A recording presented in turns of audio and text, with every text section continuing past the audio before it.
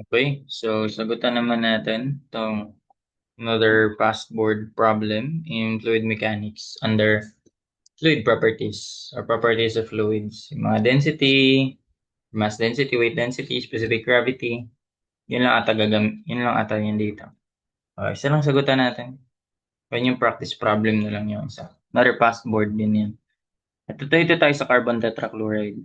A tank of carbon tetrachloride, ayan, has a mass of, sige, sulat natin mass of 500 kilograms. And the volume, di makuha mo agad yung density. Binigyan ka ng volume, 0.315 cubic meters. What is the weight of the carbon tetrachloride? So, paano yung ulit yung weight? Dito na lang natin. Weight is simply what? Mass times acceleration due to gravity, di ba? Mass times acceleration due to gravity. Pwede naman. Pwede mo yung gawin. Mass times acceleration due to gravity. And then, yung mass ay galing sa density is mass over volume. Simply, ang mass ay density times volume. Pero ko ba maangat pa yan? Angat ko na lang. So, ayan. So, ang mass ay density times volume.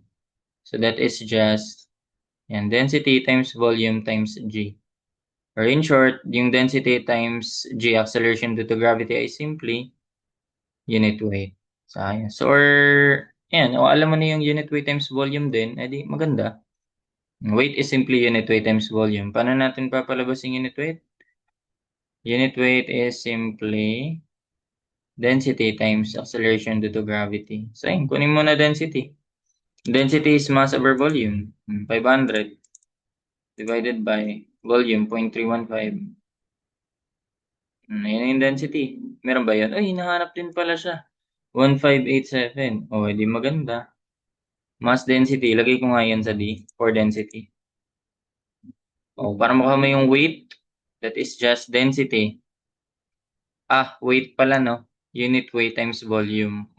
Ba't ganun? Ba't ganun yung hinuli talaga, no? That is just density times acceleration due to gravity. Di porket nasa unahan siya, yun yung una mong isolve.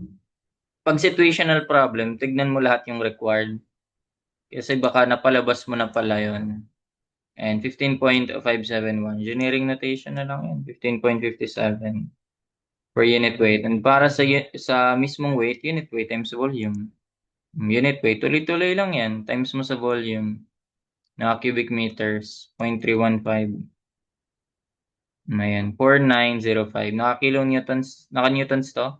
So, yun, 4.90 kilonewtons. And then, that's it. Try nyo na lang yung isa.